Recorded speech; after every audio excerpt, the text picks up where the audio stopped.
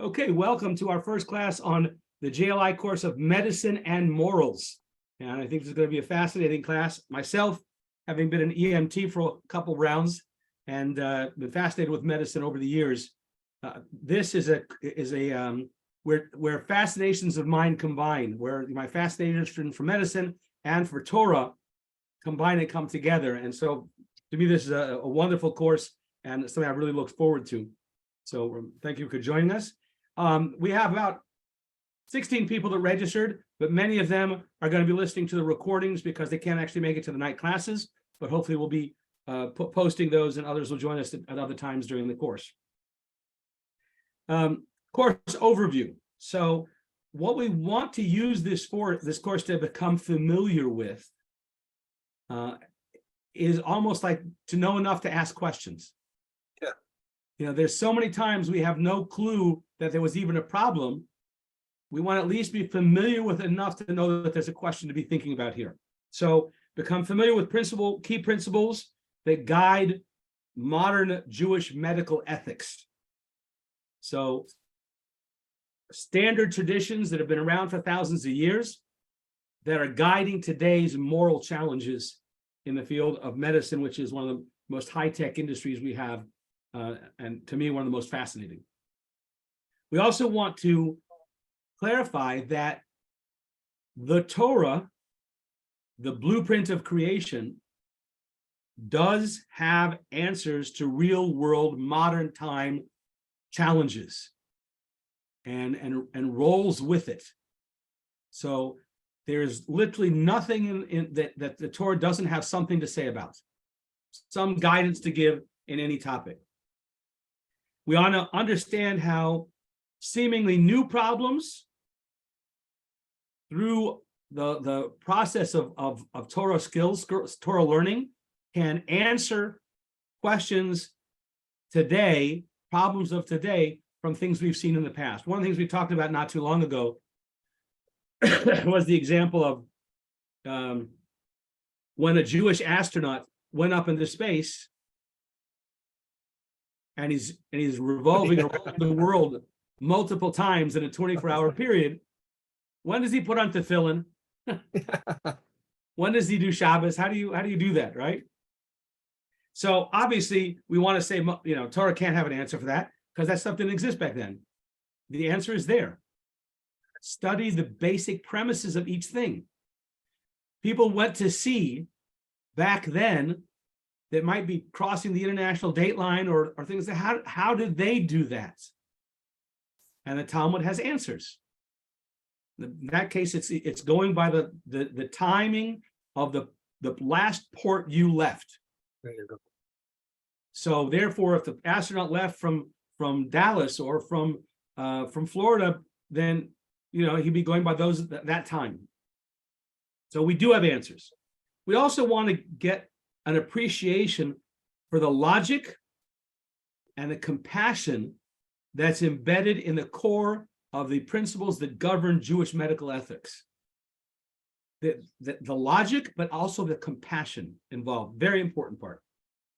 And obviously, what I mentioned first was to have enough seichel, enough intelligence to know that there's a question to be asked here. Because so many times in life, we just, plod through without even realizing there's a moral thing here, right? There's a book I was studying not too long ago about military ethics. What are the criteria by which you define,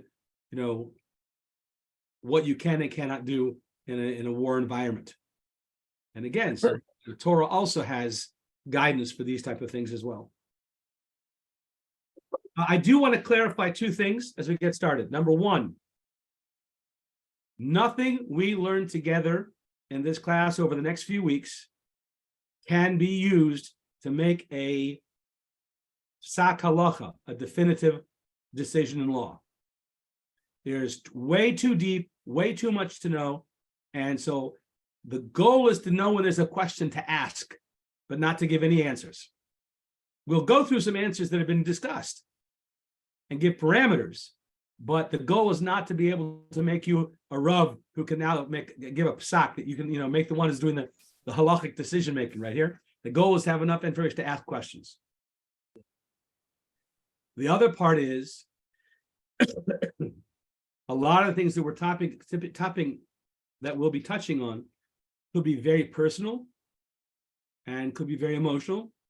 And if you have any questions, or if you need to drop offline for a little bit, or you want to call me privately or text me afterwards and follow up on a question, please know I'm more than happy to follow up and go through, personal things together at any time.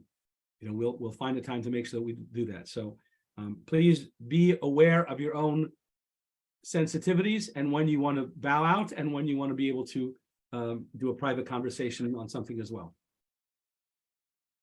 So I'm going to start with a personal question that I had that's related to what we're going to talk about tonight. I have a family member who has a disease called scleroderma. Scleroderma is a degenerative disease where internal organs scar up and slowly but surely start to fail. And this family member stated that they are not going to go on dialysis when that time comes. They're not going to do it. And when if there comes a time of extraordinary measures, they don't want any. So my thought is, what is my moral obligation as a family member and a rabbi to tell that person? What is the Torah's guidance for that type of circumstance? And some of those things we'll talk about tonight, we'll touch on tonight.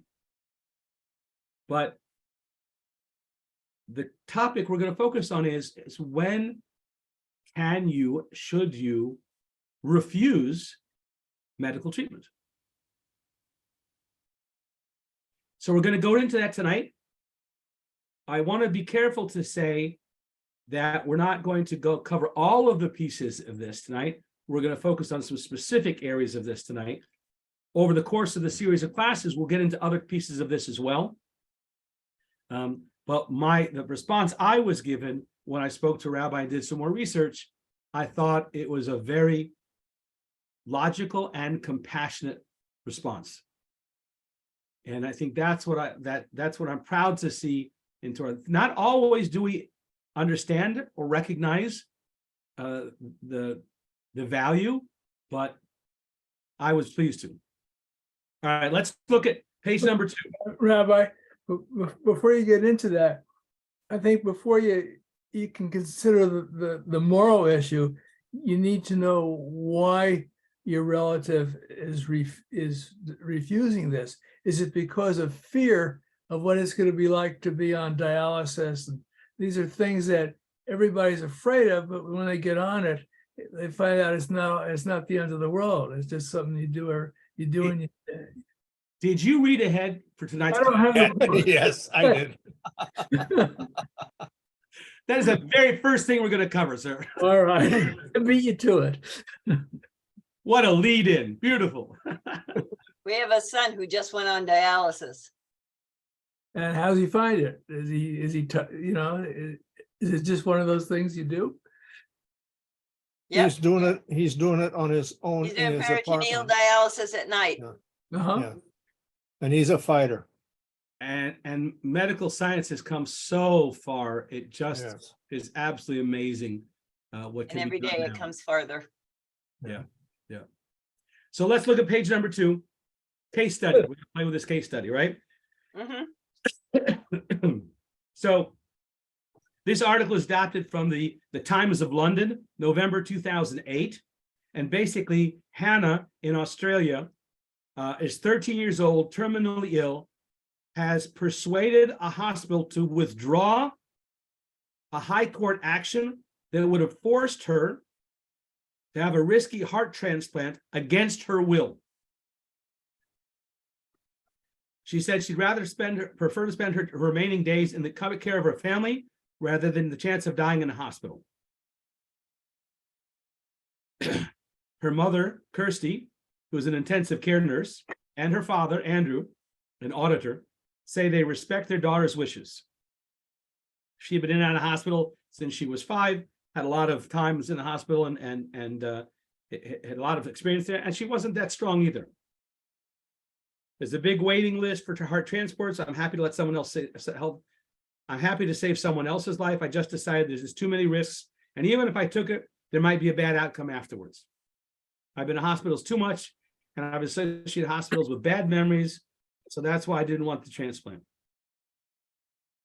So what do you feel? And I'm going to ask everyone to give their thoughts. What made this particular story newsworthy for international coverage? Not local, international coverage. Your thoughts? Her age, Age. the fact And- that it could be successful. And that there have been many heart transplants that were successful. And of course, the fact that the courts got involved. That would make it automatically a news story. But international. Yeah, I think it's the age. The age is well, yeah, the Age age is important. yeah. And as we're going to go into today, we're going to be looking at personal autonomy, the right to make your own decisions, and how that plays in. Right. So her age is a big piece of this. She was 13 years old. Yeah. Right. So But that makes it, it's also in England, correct? Where this took place. Right. I believe it was Australia. Australia? Yeah, it's Australia. All right, because it says adapted from the Times of London. Yeah, the article was in London, Yeah, but it the was the article news. was. It was covered internationally, All right. but it was in Australia. So before we go into the first the question we're introducing, we have to back up a couple of steps and talk about some basic parameters before we even get into this question about the age, right? There's some primary stuff we have to talk about. First one, student page number 4, right? The first question is the obligation to seek healing. Yeah. There are faiths that have this perspective of God gave the disease. Who are you to meddle? Right? So what's the Torah's perspective on this one? Now, the first text that we're going to be looking at here is text number 1. It's from Rav Moshe ben Maimon. Now, Moshe ben Maimon, also known as Maimonides, grew up initially in Cordoba, Spain. During the conquest of the Almohads, he fled from Spain to Cairo, Egypt, continued there in Cairo, and eventually became the court physician to the vizier of Egypt. He was also, his rulings on Jewish law are considered integral to the formation of any halachic decision since then. So he codified Jewish law in a way that had not heretofore been codified as well. And even since then, he covered everything, including those things that we don't do now in diaspora. So he's one of the few that actually covered all of that. So he is one of the initial sources for anything in Jewish law. So what does he say here? So he's quoting, similarly, it is a positive mitzvah to remove any obstacle that could pose a danger to life, and to be very careful regarding these matters, as it states, now quoting from the Torah, from Deuteronomy, be cautious and guard your life. So there's a commandment to guard life, right? And that means to avoid dangerous scenarios. But does that give us conclusive evidence that we have to go seek medical support with an illness? Because there's a difference between not causing harm to oneself through negligence or recklessness and getting sick, an act of God. So perhaps a patient like Hannah could refuse treatment, not out of a lack of regard for health, but rather out of a deep conviction that the illness comes from God, she shouldn't tamper. Perhaps. In fact, one could have a superficial reading of this verse and its context and be able to say that even any recourse that you would take in the case of illness would actually just be prayer and repentance. Be cautious and guard your life through the fulfillment of Torah and mitzvahs. That implies that the illness is a punishment if you have to repent. Yeah. Yes, it does. So is that the way we go? No. So let's go next to the next page, page 4. Ani Hashem Rafecha. I am the Lord your healer. From Exodus. So all right, so God's a healer, right? Which you could still turn around and say, wait a minute, that means that healing is up to God. We can't do that on our own. Maybe, right? Maybe could take it that way. Another one from a text on page 5, text 2 Bravo. See now, it is I, this is again from Deuteronomy, I am the one, and there is no God like me. I cause death and grant life. I strike and I heal, and no one can rescue from my hand. That's not really support for having a doctor. That could still be support for divine intervention. If you're sick, you're meant to be sick. So this becomes still challenging, right? In Divrei Hayomim, Book of Chronicles, there's actually a quote, page 5. We're now looking at 2 Charlie. Asa was one of the kings, right? Asa suffered from a foot ailment in the 39th year of his reign until his ailment spread upwards. And even in his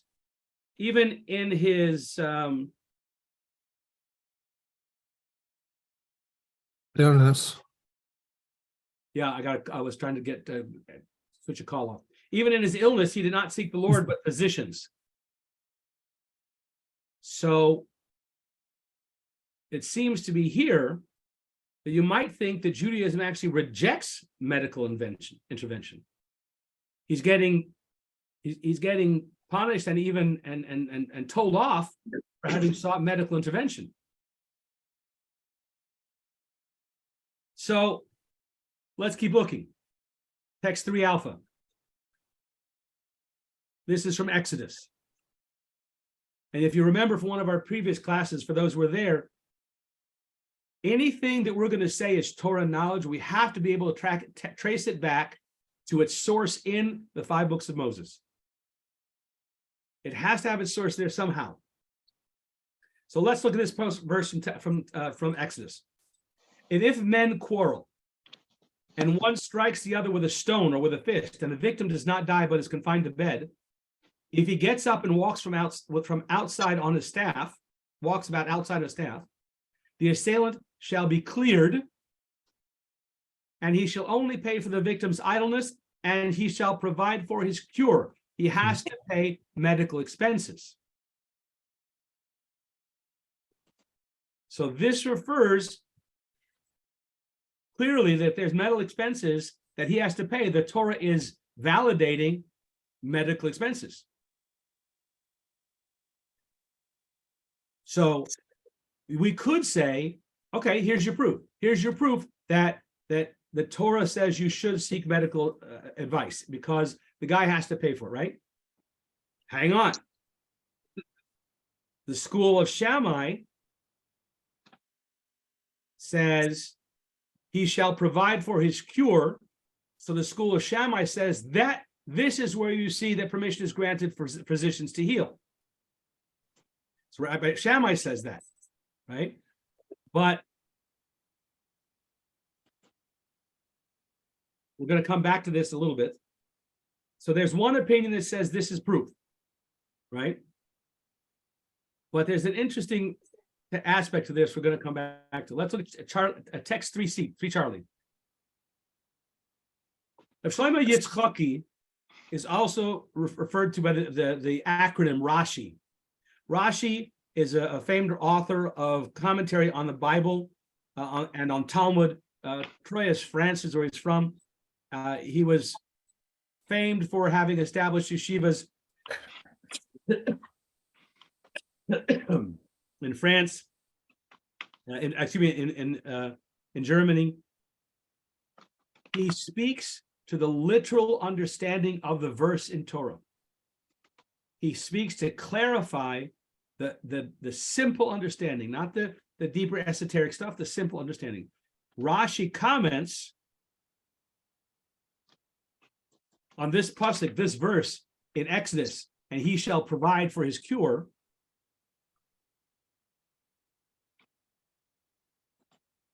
We don't say God struck, and will the physician go and heal? God said he should be struck, and the physician is going to go and take care of that? He's going against God's command. He's going against God's desire. God said the guy should get struck, and now you're going to go and fix it? So that's the simple translation of that verse, that he has to pay for the cure. Now, what's interesting,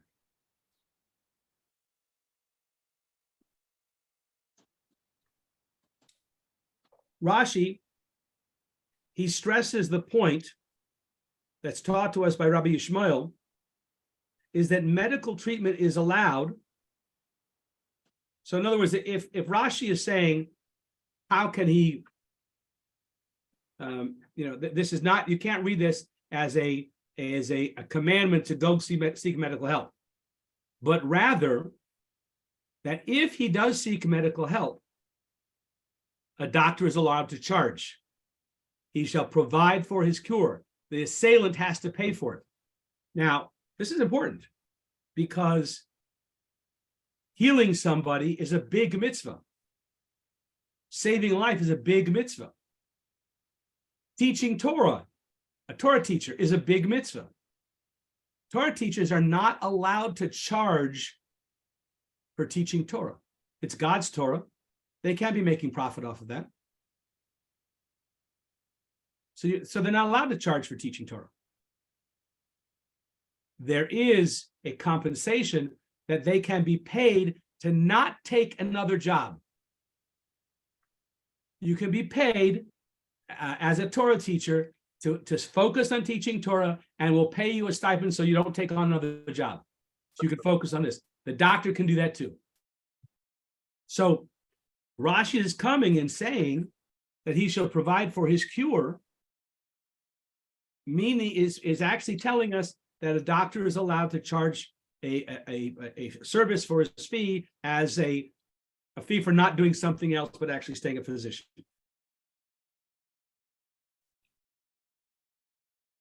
So there's a conflict here we're seeing, is that one side is saying that he shall provide for a cure. That's proof that there's permission to seek medical treatment. And there's also a second side of saying, no, that's really not a proof for seeking medical treatment. That's really just a permission for the physician to charge. It could be taken in two different ways. So let's continue to search for a better proof, right?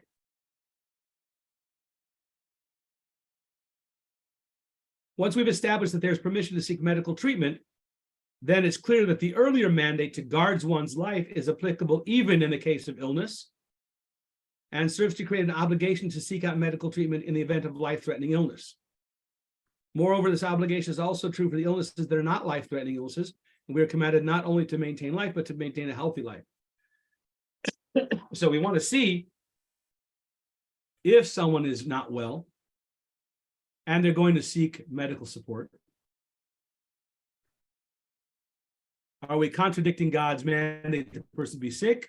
No, we're not contradicting that mandate. And we're going to go into that in just a second. But also that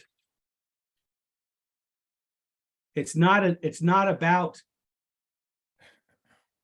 an assault from someone else versus an internal medicine thing which clearly comes from God. If the assault was from someone else, you can seek medical attention. Okay. But what if the assault, so to speak, was from God? Can you then go fix it anyway? So let's look further.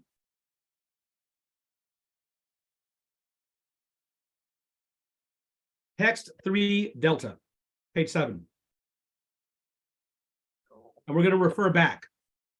Before we do this one, go back to 3 Bravo. Look at 3 Bravo. I'm going to read you from the Hebrew, right? Rabbi Yishmael Omer, Uraper Yirapeh. That word, you look at the Resh Pei Aleph, Urapu Yirapeh. It's a double language. We're using the same root word twice. Why? Why is that necessary? So we have a concept in Torah. One of the things we learn about Torah is there's something is repeated. It's coming to teach more than just the first understanding, but something even deeper.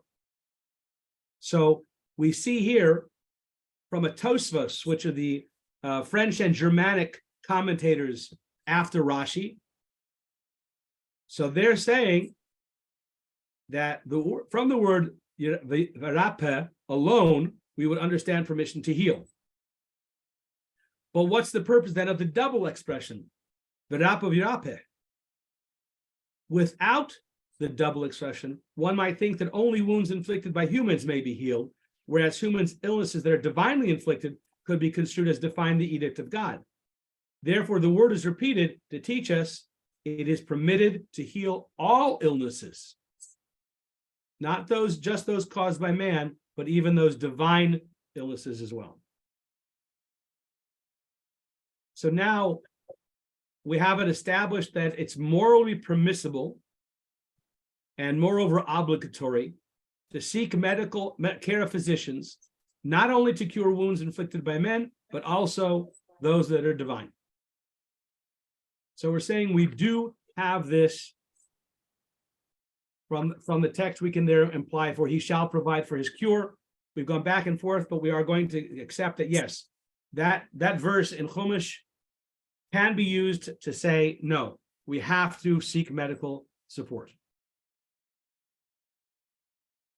So then let's ask the question about the theology of medical support. What is that? What's the divine intention here? Right? And this kind of reminds me of the very first class I took with you, with the concept of B'tuchen. You know, it's for the best. We just don't understand why. And yet we have an obligation to do something. Yeah. We can't stand by. Right? So why is it not considered sacrilegious to seek the care of a physician for a divinely created illness? Let's look at text 4 Alpha, page 8. This is a story about Rabbi Yishmael and Rabbi Akiva. They were walking through the streets of Yerushalayim. They were accompanied by a third person. They encountered a sick individual. And the sick person asked the rabbis, how do I get cured? And they told him how to get cured from his sickness. And then the guy said, well, who afflicted me? They said, well, obviously God did. And the sick man then responded, so you are interfering in an area that is not your domain. God afflicted me, and you're telling me how to get cured? Are you not defying God's will? And the rabbis asked him, what's your occupation? Mind you, he's carrying a scythe in his hand, right? I'm a farmer. Here's my scythe, right? And so they asked him, who created the vineyard? And the answer is God. And they said, and yet you interfere in an area that's not your domain. God created the vineyard and you're cutting its fruits? And he responded, if I did not plow and trim and fertilize and weed, nothing would grow. And the response was, quoting from the book of Psalms, as for man, his days are like grass. And just as a tree without weeding, fertilizing, and plowing will not sprout, and after sprouting without water and fertilizer will not live, but it would die, so too a human being. Drugs and medications like fertilizer, and the doctor is the farmer.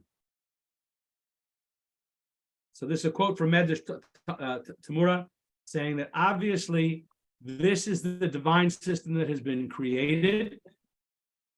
We plant, we harvest, we satisfy our hunger. There are challenges we face in the world, and we go to people who can help us. And one of those, and particularly, is illnesses. This week, the parsha that we're learning, Tazria Matzaira, includes in it the biblical disease, which is called tsaras. And we don't have an English word for that. So it's mistakenly translated as Leprosy. someone help me here? Leprosy, thank you. Yeah. So it's loosely translated as leprosy, but it's not a medical leprosy.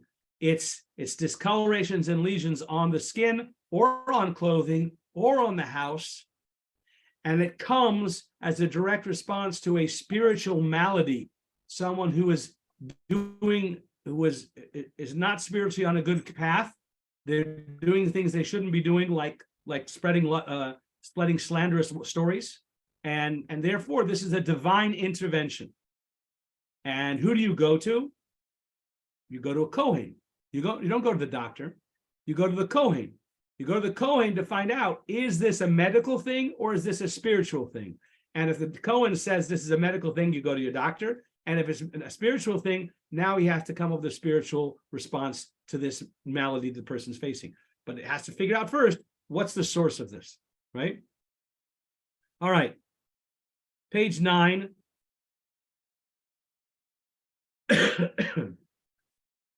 God willed that there would be a partnership in creation.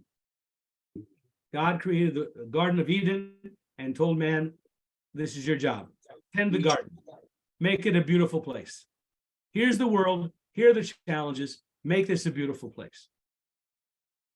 That makes us partners. Obviously, God could do the whole thing himself, but then, where's the beauty in that?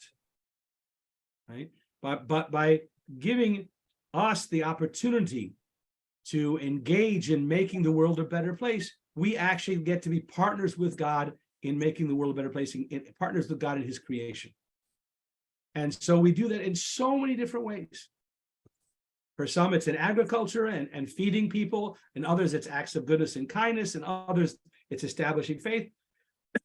But when it comes to the medical field, yes, there are areas that need medical attention, and whether they're humanly created or divinely created, we have that obligation. Now, looking at 4 Bravo, text 4 Bravo, if a person is hungry and he eats food in order to relieve himself from that great discomfort, will we say that he disregard his trust in God? Only a fool will say such a thing. But just as I thank God when I eat for giving me something to remove my hunger and giving me life and sustenance, likewise, it is proper to thank God for creating the treatment and the treater, the physician, which I can use to heal my illness. A quote from Maimonides. So, yes, even though the waitress is only doing her job, you have to say thank you and give a tip. The world was made in such a way that we need each other, and we need each other's expertises, and we need the value that each person can add. And that's the divine way that the world was created. And so there's absolutely nothing, not only there's nothing wrong with a physician healing, mind you, the Rebbe has been very careful to remind everyone time and time again, a physician is giving the blessing to heal, not to give dire prognoses. He's given the power to heal, and he's given the obligation to encourage and to heal, not to give dire obligations, because it's not in his hands. I'm not sure you mean he shouldn't give a bad prognosis? He has to give a reality check. But when someone says you've got 30 days to live, right, that's not encouraging, and it's not up to him. We've seen so many cases in my world, how many people that went on hospice and then went off hospice. I used to discharge him regularly. Right, reminds me of a very bad joke. Doctor gave him a prognosis. He got 30 days to live, so I killed the doctor and the judge gave me life. Oh. Yeah. So I said it was a bad joke. let's go back now, since we're saying, wait a second. So we do have that authority. Let's go back to the earlier discussion then. I'm on page 10. Why was King Asa condemned for seeking medical counsel? We just said you're supposed to. You're obligated to. So Yeah. why was he condemned? He was condemned because that's all he sought. He didn't ask for prayers. He didn't turn to God. He didn't add any mitzvahs. He just went to medical and did nothing from there. So, Moshe, do you remember Lenny Lovich's story about his eye surgery? Yes, Would you be able to share that with us?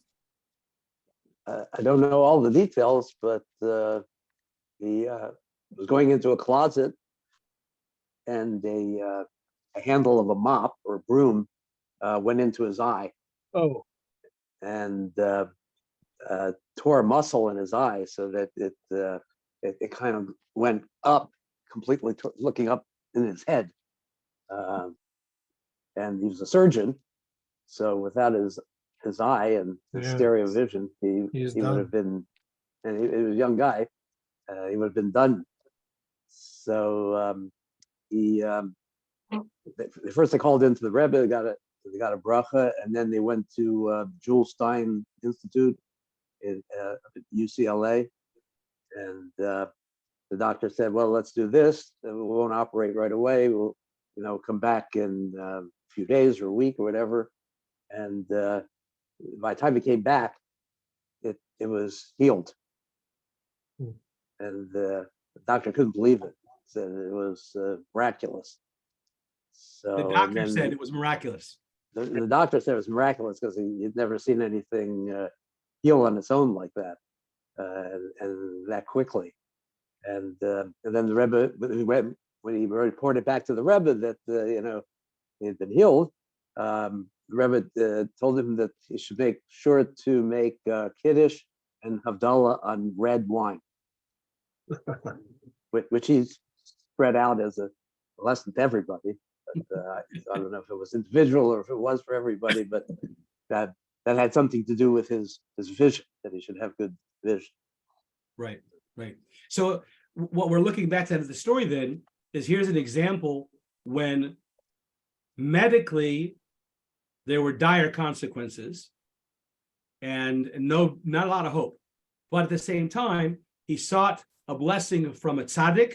He sought divine intervention, and he added the mitzvah of making sure he would use red wine for Kiddush and Havdalah. And miraculously, the doctor says, it's healed. Well, the fact that the doctor wanted to wait a week suggests to me that in the back of his mind, he thought maybe, well, it will heal itself. Or Well, Or he didn't know what to do yet. I guess he was trying to. I guess he was trying to determine whether it was going to need a surgical treatment or maybe a less invasive treatment. right. But I guess he didn't hold out hope, but he got it. Yeah. He'd never the end seen it result happen. was good. This story is actually recorded. It's on YouTube. And with Dr. Lovich telling the story himself, and it's very fascinating. But it speaks directly to what we're talking about, is that Asa sought medical advice and left at that. When in reality, the doctor is divinely blessed to heal. The doctor is a channel through which divine blessings can come through. And so they go together. We need to actually, access both of those things. If we go look at page 11, text 5 alpha, heal us, O Lord, and we will be healed. Help us, and we will be saved. Grant complete cure and healing to all of our wounds. For you, Hashem, Almighty, a King, are a faithful and merciful healer. Blessed are you, Hashem, who heals the sick of his people, Yisrael. This is the prayer we say on Amida 3 times a day. We're blessing God for the healing. So clearly, this is part of the healing, is not just to seek medical help, which we must do, but also to seek the physician's partner in health, which is God Almighty, and to connect with that source and bring down additional blessings. And as we see, we do a Mishabera, right? What's the words of the Mishabera? It's on page 11:5. Bravo. May the one who blessed our forefathers Abraham, Yitzchak, Yaakov, Moshe, Aaron, the David, the Shlomo, may he also heal so and so in the merit of the charity that will be given in his or her sake. So we add a mitzvah, the mitzvah of tzedakah. In fact, the Talmud says the tzedakah tzatzim emovis, the tzedakah saves from death. So it's 2 parts of it. Asa was reprimanded because he only sought medical. He didn't involve God. He didn't believe in God, and therefore, he suffered the consequences. Right. So the spiritual healing is an equal part to the idea of improving the vitality of the body and and strengthening the vitality, the effectiveness of any medical treatment. The very act of prayer, increasing our recognition of God in our daily lives, infuses us with a spiritual strength, and it brings healing. The act of prayer brings healing to the body. In the times of the Beis Hamikdash, when spiritual things were revealed to the world, when we were all on a higher plane, it will be sufficient to access just the spiritual side. If and I talked about tzeras, the biblical quote leprosy, right? It's a divine makkah, a divine illness, blemish, in order to encourage someone to increase their spirituality and increase their acts of goodness and kindness, and to stop something which is counterproductive, which is spreading rumors about people. Could use a little bit of that these days. And what was the consequence of it? When the Kohen sees that a person has tzeras, he gets segregated away from everybody else. He gets isolated. No one's allowed to talk to him. He has to stay away from everybody else until he mends his ways. We prevent the further damage to the community and give an opportunity for him to have solitude to reflect. Text 6 alpha.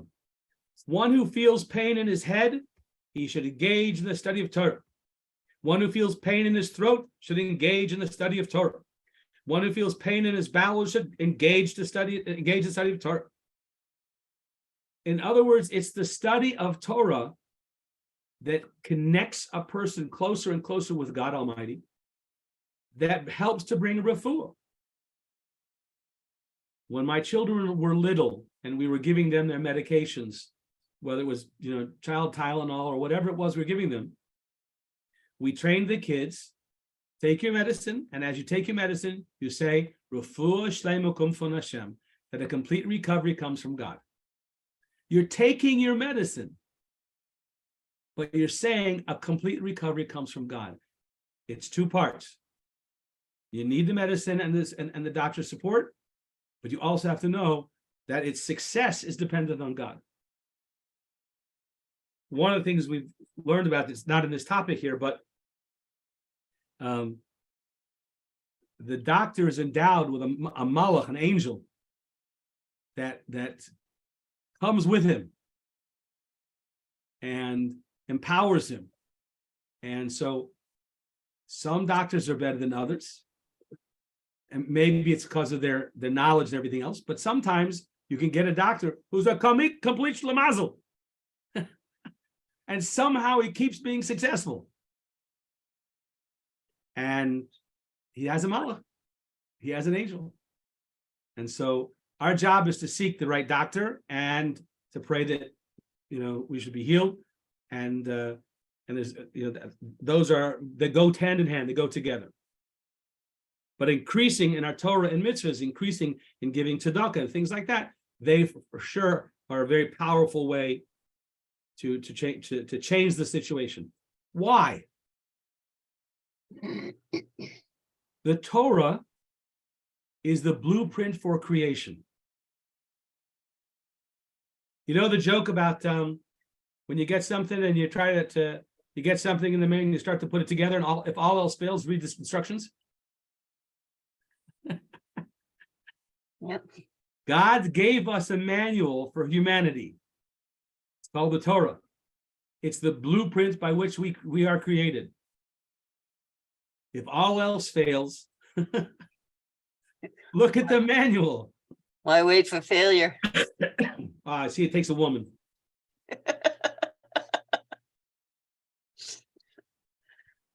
Yes, exactly. I remember the guy who the handyman. His card said, "When your husband finishes fixing it, call me." Yeah, Uh-huh. I resemble that remark. Mm-hmm. All right. So let's look at text 6 Charlie. Rabbi Yehuda Low is also known by the name of the Maharal of Prague. Maharal is an acronym for Morena Harav Loi. The Maharal of Prague, he rose to prominence as a leader in the city of Prague, and was a great Kabbalist. He was also the one who was known for creating the golem. The golem, yeah. Golem of Prague, right? So he was obviously a tremendous scholar. He says here, why do we have to keep looking to the Torah? The Torah itself is the regulator of everything. Thus, when God wanted to create and order his universe, he peered into the Torah, the regulator of everything, and created his universe. And therefore, if one has an illness of the body, meaning that he departed from the normal order, he should study Torah, which is the regulator. And then the person received this illness, which is a change from the normal, will be able to return to the normal order. So in other words, the Maharal are saying, normal is healthy. And generally speaking, that's how you stay, unless you deviate.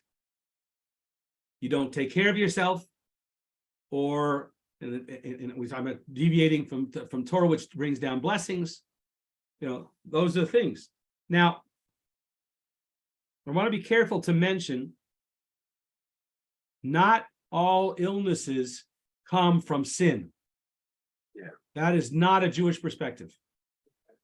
That is totally not a Jewish perspective. The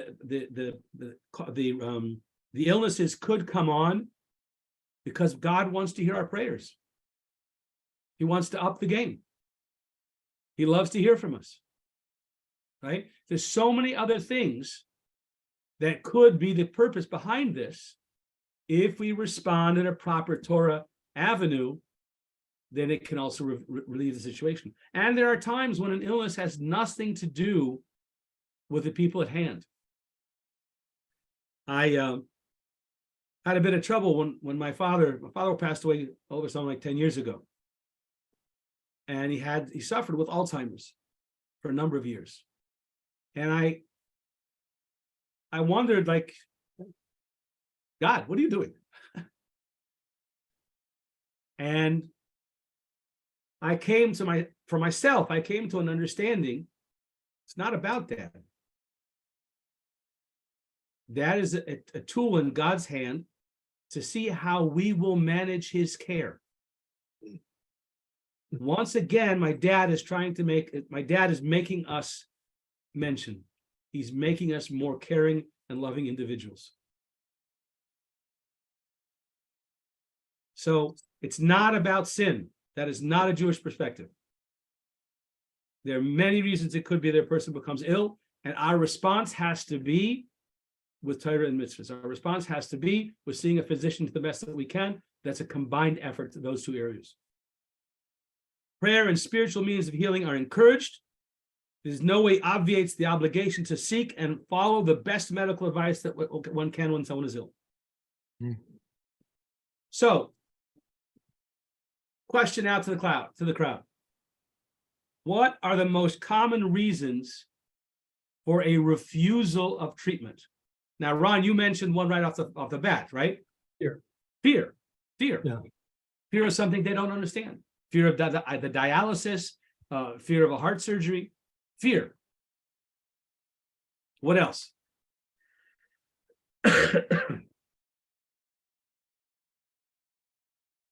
I can't offhand think of anything in particular because the fear of what the treatment might do to you or any possible side effects, the worst outcome side effect would be death. So I think if you're in the hands of a capable physician, and at least I got a hand in that because I got help in that because I'm married to a very capable nurse who knows all the ins and outs, then I would say overcome the fear of the treatment and hope for a better outcome, such as not death. I would contend with you that many people don't fear death as much as something else. The process. They feel process. helplessness. Maybe and depending on the nature of the affliction or the disease, it could be something as simple as it's not simple. Embarrassment or Yeah. shame. Certain illnesses have social connotations or indicate a weakness. It's sort of, I think, especially like with certain, like Alzheimer's is a good example. You know, people don't behave right. It's not their fault. They have the problem. But sometimes, as a person myself, my mother had Alzheimer's. Not That's Alzheimer's. a She had cruel one. infarct dementia. She had it's Yeah. a type of different type of dementia, but its symptoms are very similar to Alzheimer's. And as a caregiver, sometimes it's difficult going out, going places, trying to take her to a movie, Yeah. or to use the restroom. It's a major problem there. The So I get- cruel now they disease. have, now they have these individual unisex, I think these individual restrooms. In the past, all they had were these large single sex. And what do you do when she's got to go and she's incontinent? And do I go in there with her? And I'm to say I should, but I have to take care of her. And God forbid, if she falls down in there, I have to take her up. Yeah. You know, it can't. There's a stigma with a lot of these problems. There are people who don't have this, don't understand, I think. So it's fear of mortality or morbidity. It's Or fear burden. of going on a ventilator. Of Oh, being a yeah. burden. Fear of being a burden. Yeah. Yeah. What Um, about just being tired? Yeah. And depression from long-term illness. Oh, yeah. So there's lots of it. They come down to fear. Okay. If a child is locked in a closet on Shabbos and there's no key to be found, can you break the locks and things on Shabbos to get the child out when there's no immediate fear of life? I'd call a Marine. That would destroy the closet. And Judy, you know which one? Yes. So wait, so what's the halacha for Shabbos? Well, if the kid's life is in danger, then all bets are off. What do you mean? Well, how's the kid's life in danger? The kid's in a closet. Well, who knows what he's doing in there? There are things that could hang himself with, otherwise hurt or poke his eyes out with a broomstick. It's mental Mhm. condition. Oh, Yeah. the Torah, the Talmud goes into detail. Fear in and of itself can be life-threatening Yes. So call the Marines. immediately. Yeah. Yes. I have a question. Yeah. What if well, I'm trying to think of the correct term. What if the symptoms are worse from the medicine, the symptoms that you have from the disease? We're going to come to that. Hold on to it. Oh, Mhm. okay. We're going to come to them. Yeah. Excellent. So looking back at Hannah's situation, number 7, it goes directly what Ron said right at the very bat. She was afraid of the risks. She was afraid of the risks. So that she was afraid because the heart transplants are risky. And for regular patients, there's a high success rate. But she wasn't a regular patient. She was very young and she was already frail from all the other surgeries and other things she dealt with, illnesses. So she was afraid. So But didn't it also come to a factor of balance when you say that because of her condition and because of this type of surgery, that she could possibly die quicker from that than she could from the disease? So don't you have to balance those two? absolutely. Absolutely. So one of the preeminent halachic authorities of our time, of our generation, was Rabbi Moshe Feinstein, Zecher Tzadik Livrocha.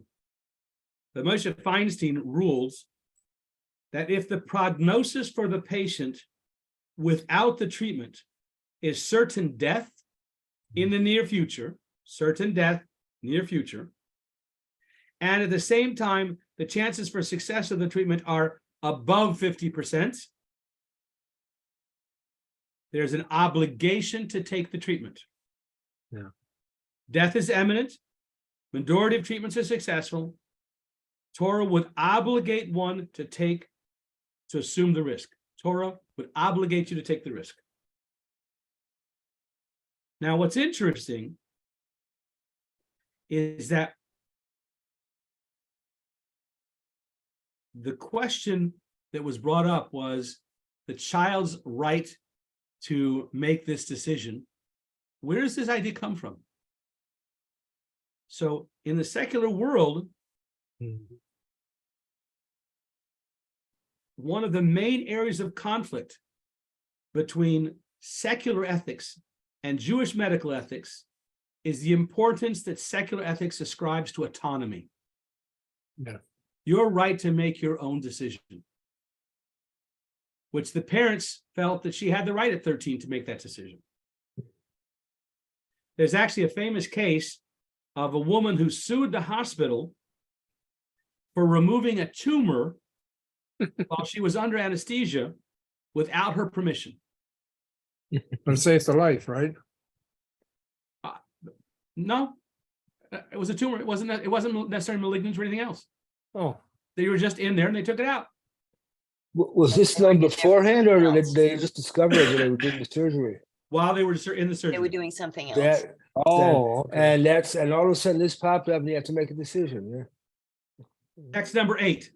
Mhm. This is the law as defined by Rabbi Benjamin Nathan Cardoza, New York City, Jewish ancestors from before the Revolution. In 1913, he was elected Justice of the Supreme Court of New York.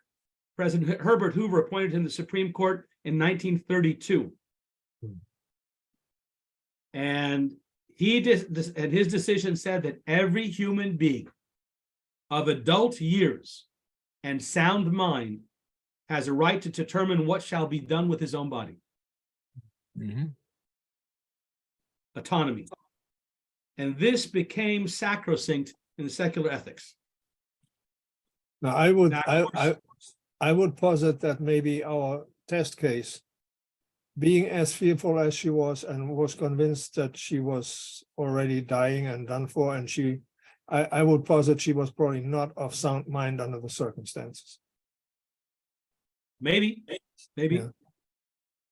But the other side of this is if you give too much respect to a person's autonomy, that can also get bad. Yep. There's a case for Dr. Leonard Arthur, a pediatrician. He was accused of attempted murder of a newborn infant with Down syndrome, Oh, for whom he prescribed a drug deemed dangerous for young infants and nursing care only. That was his prescription. Why? Because the baby was rejected by the mother. The mother did not want the child. He adopted one of those, Also not wanted by the mother. right? Right. So here was a physician who's prescribing an unhealthy drug and nursing care only for an infant who won't survive this. And he goes to court for attempted murder. And part of his defense was that doctors should not impose their views on patients. I think that's exactly what he did. Bottom line is that physicians have a very challenging job, Mhm. and part of that is the moral ethics, and the ethics, the secular ethics, prescribe a tremendous amount of authority to autonomy. They're looking at who gets to make the choice, not what the choice is. The kid didn't have a way to get a choice, didn't have a choice. It was 13 and made No, a no, no, choice. no, the Down syndrome Oh, the baby. infant. Oh, so who gets to make the choice? In that case, it's the Some mother. very uncomfortable not memories, but uncomfortable situations from the past, a life were not worth living that comes from back in Yes. Germany in the bad days. That is Exactly. terrible. Yeah. You've heard of Asperger's?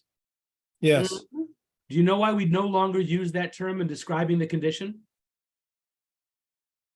enlighten me. It was named after the Nazi physician who There was you go. defining who should not live. Yeah, yeah. So it is now politically incorrect to use the term Asperger's. There's other medical terms to use now. Yeah. But to your point, exactly. Yeah. Right? So ethical law is looking at who has the right to make the decision. Are they old enough, mature enough, or do we have the doctor make the decision, or do we have the parent make the decision? Ethical law is looking at who gets to make the decision. Moral law, How long does this case go back with this Down syndrome baby? Because things have changed somewhat. yes, yes. My records don't show the actual Yeah. timing on that one. But Down syndrome babies were often treated So- in terrible, terrible ways. Absolutely, Mhm. absolutely. Mhm. Our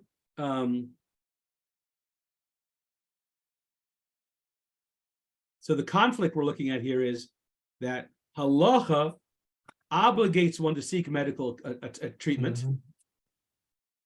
because we're looking at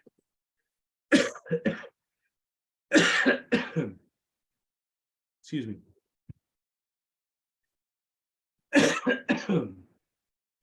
Think you better seek medical treatment here. Mhm. Get some more pats over horseradish. Yeah. So halacha is looking at, I keep projecting loud because the environment we're in. I was debating whether I should use a headset. Maybe that would make a difference for my voice. No, don't worry about it. But anyway, Torah is looking at the ethics of what is the decision, not who is making the decision. Yeah.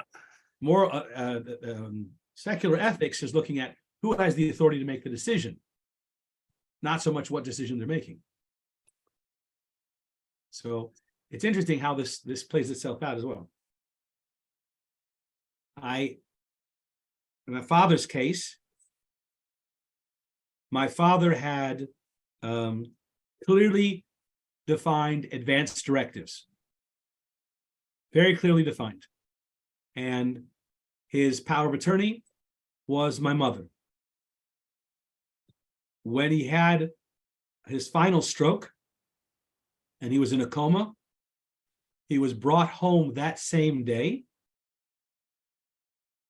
A hospital bed was provided, and he went on hospice. His advance directives in this circumstance included no IV. So obviously in a coma with no IV, no way to be fed, it's time. Mhm. There are actually other ways to feed without an IV. He had said no nutrition. Okay. His advanced directives were very clear. Mhm. I sought rabbinical advice. How do I do that? How do I sit by and let this happen? Torah does not allow you to withhold nutrition. Mm. Absolutely not. You cannot withhold nutrition. So how do I let this go on? You know what the rabbi said? Yeah. Rabbi said, who's the power of attorney? I said, my mother. And he left very clear directives. He said, then you don't have a shaila to ask. You don't have a halachic question to ask. Mm. You have no authority in this case, and therefore you have nothing to say. End of discussion. Mhm. That's tough. Mhm. Right? So in one sense, it's tough, yes, but at the same time, the Torah is telling me that this is not your call. Let it go. It's not your call. You have your own idea. You have a Torah perspective. No one's asking your opinion. And you have no authority. It's not your call. So let it go. Mm. So I don't carry that weight. Well, it seems to me like you got off easy because I didn't. My mother at the end stage, the last stage of the dementia, couldn't eat and took her to the hospital. And I had to make the same decision. She didn't have power. We didn't really have power of attorney. The only power I had was her nearest relative, her only son, her child. So the only clue I had regarding this was years before she had mentioned, I think I think maybe it might have been her father, or I think maybe her mother, before I was born even, her mother, who had a breakdown from a physical attack, from criminal activity. So anyway, she was in a similar situation, so my mother could not bear to see her mother slowly starve to death. So she was affected by that. So that was my clue. Not the best thing to go on, but so I decided, well, I think she seems she doesn't like the idea of starving to death. So I placed her on a tube. However, about the same time, I went to the dementia conference that Rush had at the Water Tower. Well, that was a hotel near there, the Water Tower Hotel. So there was a nurse there. She may have also to Rush. She laid into me on that. She says, "How could you do that?" She says, how can you let someone who suffers like that be on a feeding tube? She says, "I would never put my mother relative on the feeding tube." So I got criticized, and I felt twinge of this is what I thought my mother would have wanted, but I know it's not the best of all possible worlds. It's a difficult situation anyway. You made the best decision you could with the information you had at the time. With little I had, yeah. That's what you go by. And here, what we're looking at in this course is to get a better understanding of the questions to be asked, so that you have rabbinical guidance, so you can know that which goes down is according to God's Torah directive. So whatever that decision is, it's the directive that God has implanted within His Torah, which is the blueprints for creation, and therefore you have the right guidance, and that's what we want to seek. In all things, we want to seek what is the divine guidance in such a circumstance. Yeah. Now, let's move on to the last piece here. Almost, not quite. No, well, never mind. Text number 10, page 16. In Hannah's case, newsworthy enough to go international was because of her age. Yeah. And her mother supported her decision. In fact, in the interview, she said that's the $1 million question, isn't it? To start with, because it's Hannah's choice. That's the main thing of all. Hannah doesn't have much choice or control over her life, but she does have control over when she's going to die. The mother was therefore supporting the daughter's choice to make that decision. As a psychiatric nurse currently, dealing with many children who are suicidal with past suicide attempts, it's hard to see that their choice is the choice that we want to allow them to have. Say that again. I work on the psychiatric units currently. Yeah, We deal with children who have attempted suicide or wish to attempt suicide. correct. The courts will not allow them that choice at this point in time if we take it to court. But So in other words, no assisted suicide, not in Illinois at this point in time. right? Maybe coming, not in Illinois at this point in time, if a psychiatrist goes to court. But if a psychiatrist doesn't go to court, there are ways to get around it in court. In court. Mhm. Yeah. And it's a very hard type of situation because, well, let's go on because we're going to talk about this next, right? So legal position in the United States is that there is no magical line that defines the attainment of majority for an individual. What Mhm. constitutes the adult? It is a matter of their education, their age, their ability to understand their experiences, the degree of maturity the child the minor has shown. So there's no magic line. So the central ethical dilemma for the secular ethicist was Hannah's age. Halacha, bar bas mitzvah. Yep. That's it. So we don't have a question. Yep. But again, we're not looking at who gets to make the decision as much as what the decision has to be. But that ethical dilemma that caused this to be an international story, we don't have that dilemma. Because halacha says that a person is, if sound of mental health, then bar bas mitzvah, they have that attain adulthood and have the authority to make autonomous decisions. But let's go to the next step. There was a time when the doctor's decision was law. Mhm. To kill there.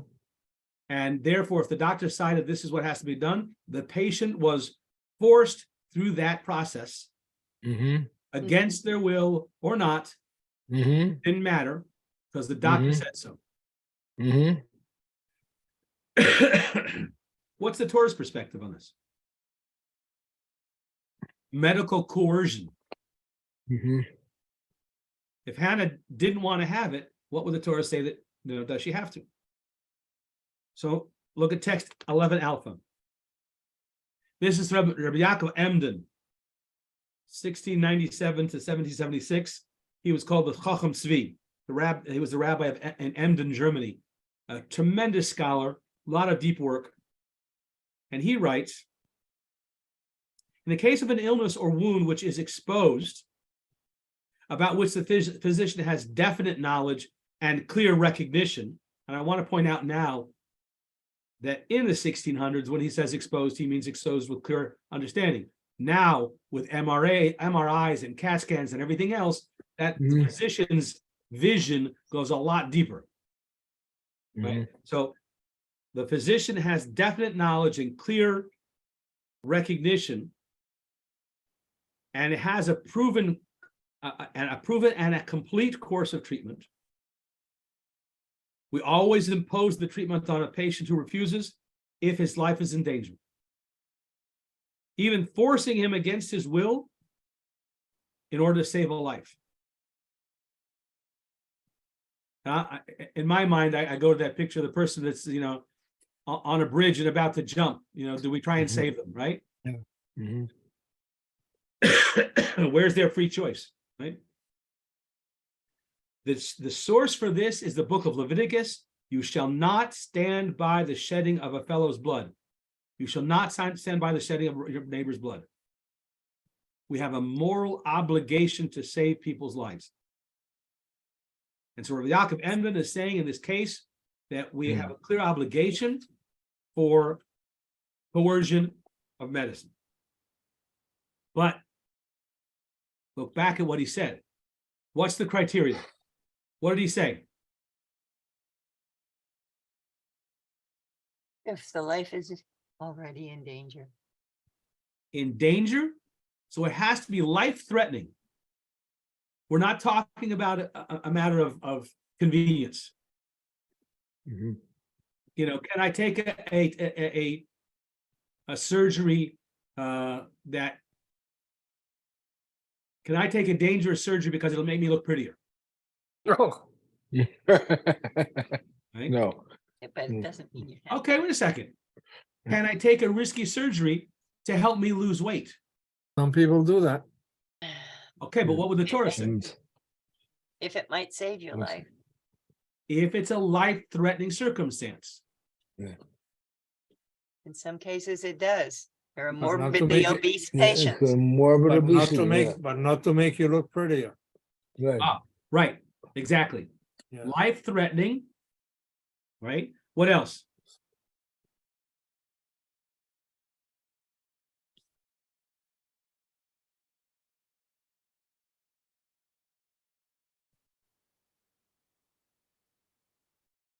Well, he is pretty radical here. We pay no attention to the fact that he doesn't want to suffer and prefers death to life, and we are even willing to amputate an entire limb if this is needed to spare him from death. We do that. So what are the Mhm. criteria? We said if it's life-threatening, what else do we say? Proven course of treatment, Yeah, not Right. experimental. Hmm. A proven course of successful treatment, mhm. right? If it's life-threatening and he has a proven course of treatment and the physician has a thorough knowledge of contemporary state of medical science. Well, in World War II, so many people had gangrenous legs, and their life could only be saved by amputation. Yeah. Right, but it's a proven method. It is a proven method, yes. Yeah. But So what if the proven method of what's defined as successful in that person's life would prove unsuccessful for them going forward to have any kind of productive or useful life at all? who is defining productive and useful life? Yeah. But that's just Joey it. Joe, Judy, Yeah. Joey Joe, You'd be very careful going down that track. yeah. Right, I know, Yeah. it's a slippery slope. Right, so Yes. so that's not what he's saying here. He's not What saying- Rabbi Yaakov Emden is saying is that it has to be a life-threatening condition. The physician has to have a proven treatment, a proven successful treatment, and he has to be thoroughly understanding of this of the situation and have medical background. He's not, you know, He's not an eye doctor performing an operation on your leg. That would not be good. No. Right. I couldn't see your way through that. right. So then there is a Torah obligation to coerce the patient for the event, right? But given all those criteria, right, that's pretty strong. And nevertheless, look what Reb Moshe Feinstein says, 11 Bravo. Reporting a patient that refuses to take a treatment. If the patient's refusal is because he doesn't trust the physician, then we must find a physician he trusts. And if there's no such physician, and because of the illness, there's no time to wait till he realizes the treatment is needed is for his well-being, or if there's no time to send him to another hospital, to another physician in another city, then his physicians must coerce the treatment as long as the physicians of that hospital all agree, or the majority agree, that it will indeed heal him. So again, we're looking at proven methods, we're looking at a track record, and a majority that say this will solve the problem. Mhm. But look what he says next. You This can't must scare 'em. be in a way that does not scare the patient. Mhm. Because if the patient is scared, even if his fright is just a foolish fright, the treatment should not be administered because fright can harm him, even kill him, and then the physician will be guilty of murder Mhm.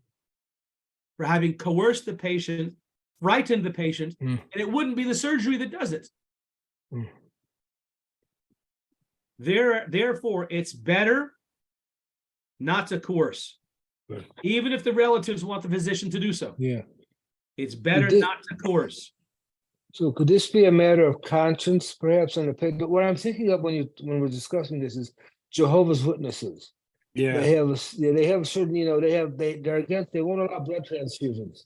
I'm not sure exactly what the reason is, but apparently it's based on some sort of religious belief that they follow. And Yeah, there's some at the cases, end- there are cases of parents who will not allow their children Hey, to get Ben, a. Bernie, I'm Ah. gonna ride you. You missed the first part of the class, honey. We talked about that. I did. Oh, okay. Well, I didn't know what, I tell you what happened was, I thought, it's at 7:30 to 9. I thought it was time here. It's your time over there. So I'm sorry about that. My bad. okay. I'm sorry. It'll be recorded. You can always go back and listen. I'll There do you that go. then. Okay, But thank yes, you. yeah, no, it's very much a thing that's Yeah. in You don't go around in front of you. I'll Yeah. catch you later. I'll catch you later. Sorry about that. Okay. If the treatment contains some risk, although the physicians administer it to patients whose illness is of greater danger to them than the danger of the treatment, then such a treatment cannot be coerced in any manner. If it contains risk, some. some risk, although physicians administer to a patient whose illness is of greater danger to them than the treatment, such a treatment cannot be coerced because, again, the fear itself can do all the damage. Yeah, Which goes back again to the idea of part of the responsibility of a good physician is to have a good bedside manner in order to be able to establish the trust in order that the patient will accept the advice that the physician is giving. You can be the greatest physician around, but if you're not a mensch, they're not going to trust you. Right? So, reviewing this prerequisite, treatment is not risky. Reasonable attempts have been made to alleviate the patient's fear of the treatment, find another doctor or find another treatment. The physicians in the hospital agree, majority, and the coercion of the patient will not result in a worsening of the condition. In Hannah's case, she should be coerced because, to some degree, because the treatment has been more successful, has a proven track record. But again, then it comes down to the question of her fear. Yeah. And fear for a child is much easier to create. So then she shouldn't be. In the event of a life-threatening illness, there will be an obligation for the patient to choose treatment that was more successful than 50%. But the coercion in and of itself could be the bigger problem. So, by the way, as a postscript, yeah, she got worse and she chose to have the surgery and she's doing fine. there you go. Hey, I love a happy ending. I'm good. But the case is a great case because it walks us through a number of things, and we'll just review Yeah. this and wrap up the class, right? Judaism imposes an obligation for us to guard our lives by living safely and healthy. Is it okay to smoke cigarettes? What does Torah Used say to about be. it? What does the Torah Doctors say? used to recommend it. I remember when I came to this country, doctors still ran advertisements recommending it. So it has already been proven Mm, that mm. it's not healthy, and therefore There the you go. Torah obligation is you're not allowed to smoke. Yeah. Yeah. Now, mind you, back in 1990, I met a rabbi in London who was a chain smoker. Oops. Nicotine is a vicious addiction. And I told him, I said, isn't this contrary to Jewish law? And he said he spoke with his physician, and at that stage in his life, it would be more dangerous for him to stop smoking. Really? Yeah. No He had way. been smoking so long Yeah. and so much that the stopping could have caused a heart attack. Nicotine patches. But just to show you how medical, 1990. yeah. I remember, I'm a fan of old radio programs. I remember listening to like Evidence Costello programs from around the end of World War II. You know, a lot of veterans coming home wounded after the war, shot, all the warfare and everything. They were wounded, they got diseases, whatever.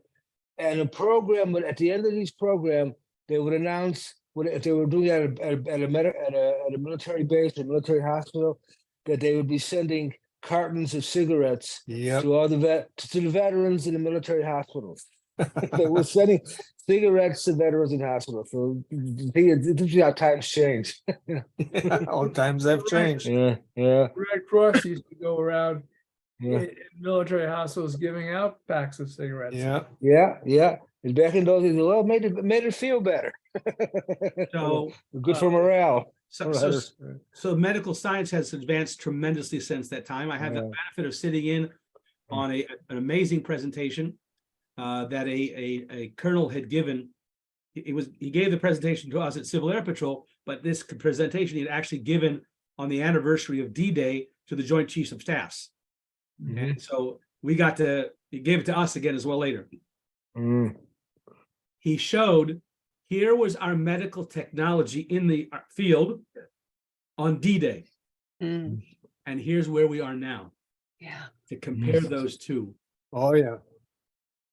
amazing. Just absolutely amazing, absolutely amazing. All right, let's finish up. So Judaism imposes an obligation for us to guard our lives by living healthy and safely. There is an obligation for patients to seek medical intervention to cure an illness, whether it's internal or external. The obligation to seek treatment is in no way diminishes the role that God plays in our healing. An important part of healing is recognizing that God is the one that cures through the agency of nature and through physicians. The physical body and the spiritual soul are intertwined. They depend on each other. And when the spirit is healthy, the spirit aids in bringing about a physical cure. More on that later. If the patient is terminally ill and the chances for success are greater than the risks, there's an obligation to seek treatment. Will apply even to risky treatments. In principle, it's an obligation to do everything possible to save others from death, even to the point of forcing them to accept treatment. However, in many cases, compulsion may not be practical or advised because fear can be deadly. What do you walk away with tonight's class? I wish you could teach us to the insurance companies, Yeah. Yes. so they don't put the importance over money over health. There you go. Yep. Back in the day when they invented the HMOs, the managed healthcare systems, where the health provider gets paid for you, and they're hoping that you never get sick. They promised us a yearly physical, which went by the wayside. So basically, letting you die is a hell of a lot cheaper or better for their bottom line than treating you, because they save a lot of money. I know the doctor who invented the HMO system, and that was not what he intended and not how he originally set it up. But the insurance companies intervened because they needed the money There you to go. be able to back it and everything. He let them control it. And the more control they had, the more the emphasis became over the bottom line rather than There you people's go. health. Yeah. Our Yep. class was a focus on Torah's perspective on morals and medical. Let's get back to that topic. What do you walk away with from today? That the insurance companies have no morals.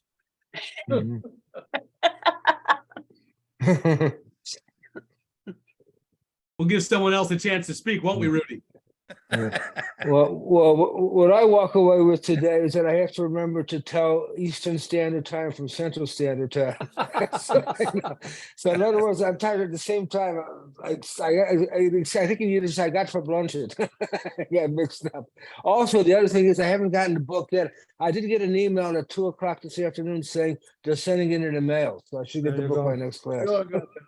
You So should by have next it- class, You yeah, should I have should it be- before, you should have it before Yeah. our next class, but if I not, should let me review know it. and we'll get a PDF of the chapter. Yeah.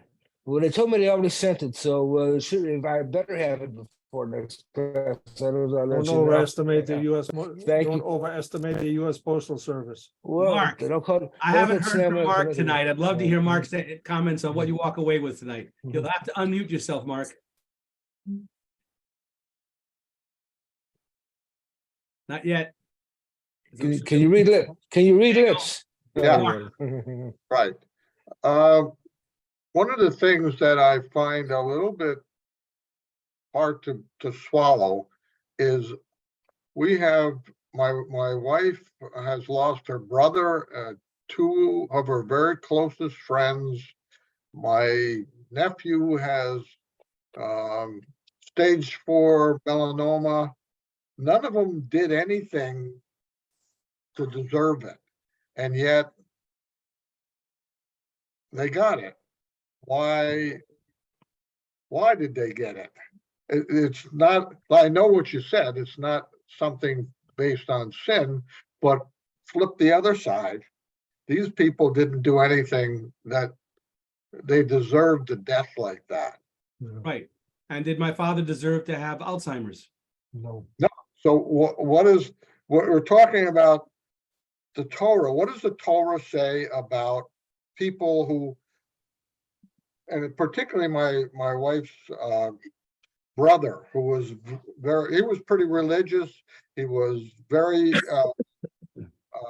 concerned about other people, everything you would say.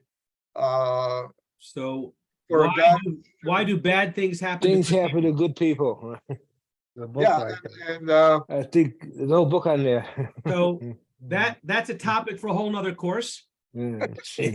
And It was- we will, God willing, we will get to that course. There is a course on this, and God willing, we will get to it. there is a course on Yes, doing that. yes, absolutely. And the bottom line, and again, it's a whole course, but I do want to respond to you, right? And I want to raise the stakes to the question, right? How did God allow the Holocaust? Exactly. We're not talking about an individual or an individual family or a few members of a family. We're talking about 6 million, Yeah. right? The fallacy in our thinking is that we think we ought to be able to understand God's way. And so we say, I don't agree with God. Okay. But who are you? Yeah. We of course we don't understand. Yeah. We're human beings, we're finite human beings, Yeah. and there's an infinite God, Yeah. and we're only seeing a small picture, right? Need to know basis only, right? That's the military quote. Yeah.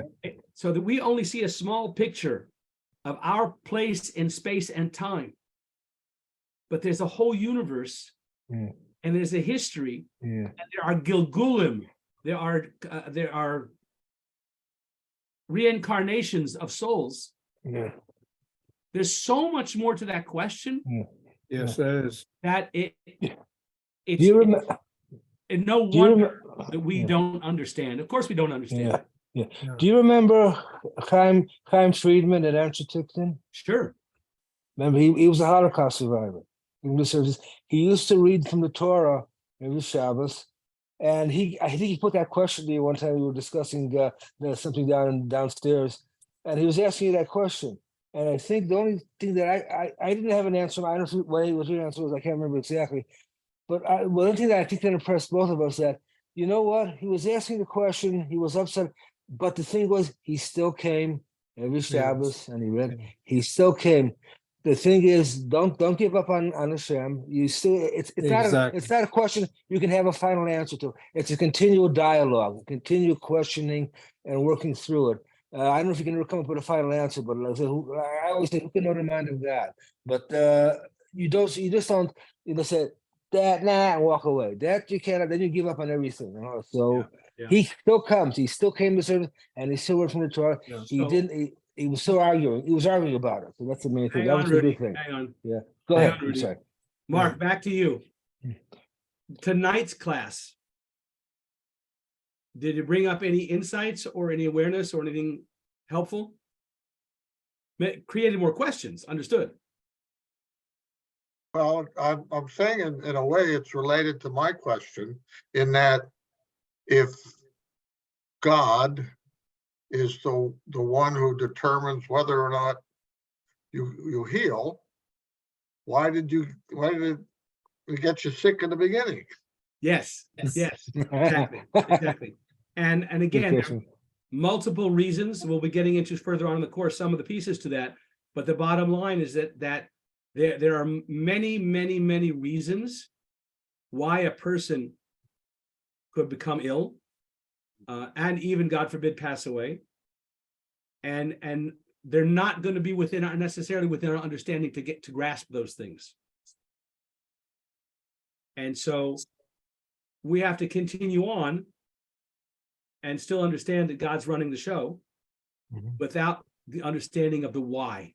It's not up to us to understand, but it is up to us to continue trying. When the Lubavitcher Rebbe was asked this question about the Holocaust, his response, one of the responses was, if we could understand the why of tragedy, we could come to accept it. And we must never accept human suffering. We're not going to understand why.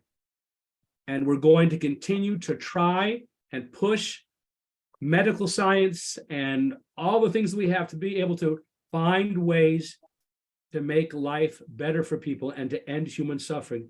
That is our purpose here, is to work on that. And again, if we understood the why, we might become complacent. We mustn't. We mustn't understand. There's something going on that, particularly all this activity to educate people about the Holocaust, to counter anti-Semitism. So actually, they are looking at the why, and they're trying to prevent something because they understand the why. Right. So We mustn't become complacent.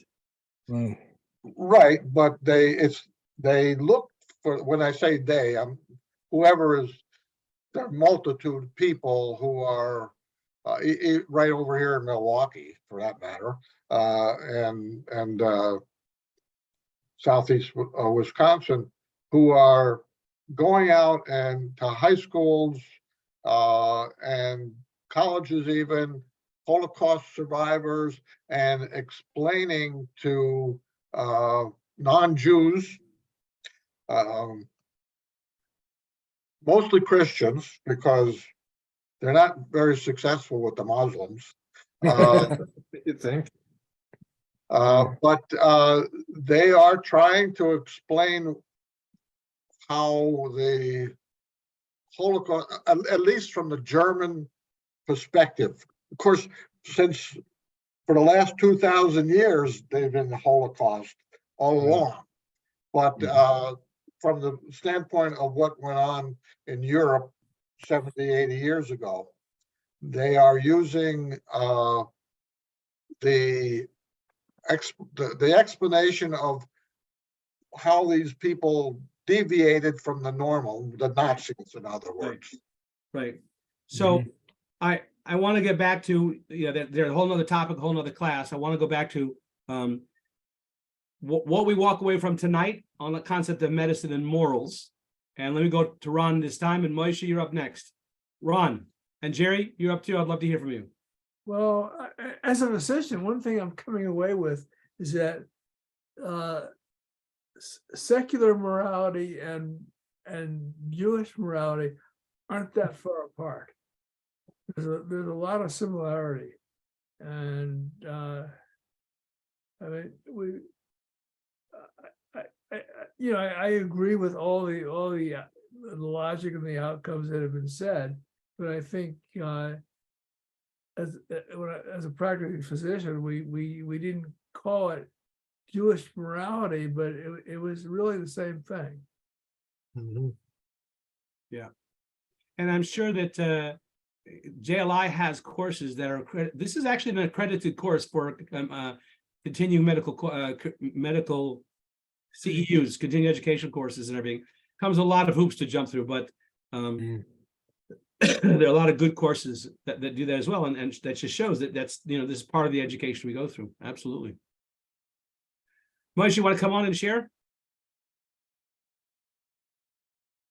He may be preoccupied. Oh, Yeah. And I think an important point to take home is that we study a lot of principles, generalities, but each case has to be taken individually and has to be asked about on an individual basis. Can't apply a general principle to all cases. Right. Absolutely. Absolutely. And Okay, also, just go ahead. Go ahead. go ahead. No, I was just going to say to end on a humorous note on a heavy topic, or more humor, I should say. The reason we tell somebody to study Talmud if they have a headache is because if they study Talmud, they'll realize they don't have a head to begin with.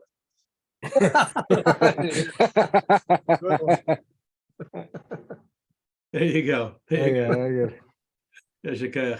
Jerry, how about you? Any closing words? What you walk away with? Well, Rabbi, for me, a lot of this, I see it from many sides. There's the old joke, no offense, Ron, but a doctor has a practice and he keeps practicing. And they don't gets it right. but they try. Yeah. And I think for the person, they have to try, because it doesn't matter whether you read the Torah, whether you listen to the doctors. If the patient gives up, it's over. Right. Yeah. No, absolutely. Absolutely. You reminded me when you talk about the doctors keep practicing, right? So the Hasidus talks about the idea of an Oved Hashem, someone who is serving God, right? A tzaddik, a righteous man, that's like a title. He's done, right? But the great, tremendous respect is the one who's an Oved Hashem, the one who serves God. He is still actively working on it. And so I tone that to the same, attach that to the same idea of doctors practicing. There's so much to do and so much to learn that it's not ever going to be a done deal. They continue to serve and work to try and figure things out. And as I said earlier, Moshe and I go back over 40 years. We met in 1978. 1978. Moshe was at an internship at Kaiser in San Diego, and I was in college, right? 78. But we've had these discussions now for all these years in trying to figure out, Torah's advice and medical and moral things, and it's been a fascinating journey in both of these. And one of the things that I remember, and Moshe will recall this part, but we go back to Long Beach had a baker, and he had a massive coronary situation, and he was on a ventilator, and his name was Ephraim of blessed memory. And the rabbis in Long Beach, and including the rabbis in LA, didn't have answers for what is the Torah decision to do in this situation? Because like Moshe was just saying, every single situation is unique. You can make comparisons to learn something, but every situation is completely unique. And therefore, we actually had to consult a physician in New York who was a rabbi and a physician. What was his name, Moshe? Don't recall. Sorry. Don't remember. I can't remember now, but he was a guy who was an expert in Jewish law and a physician, and was able to bridge those two to come up with how to deal with a certain circumstance that was very difficult. Yeah, and it literally takes the expertise in both fields in many times. There's some things which are simpler, right? But because every situation is completely unique, now you have a question. Someone was asking me my advice on a situation that impacted a number of other people. And in his particular situation, it also impacted his responsibility to his parents. And how do you weigh those things? And so most in a secular ethics, most would have said, you have to make this decision. But the Torah obligates one to respect your parents. And so I went with that ruling to say that in that particular circumstance, for that particular individual, because of the biblical obligation of honoring your parents, you need to make that decision. So each case is totally unique. That which is good for everybody else, there's an individual for whom that is not an acceptable choice. So there's more to come. We just touching the iceberg. So stay tuned. There's a lot more to come. Thank you. Thank you. Yeah, Thank Thank you very much. Rabbi. Good to That's see you all. Good. good to see you. Okay. Mike. Bye, Have everybody. everybody back on. Take care. God bless. Bye. Okay, see you next time on time. All right.